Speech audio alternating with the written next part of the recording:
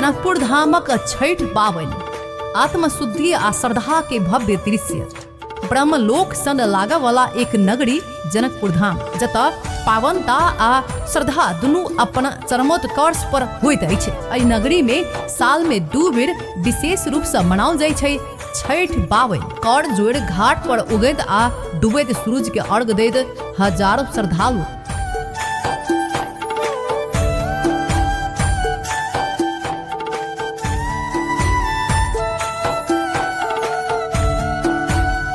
जनकपुर धामक पोखरि सब के आध्यात्मिक ऊर्जा से भरि दै छै।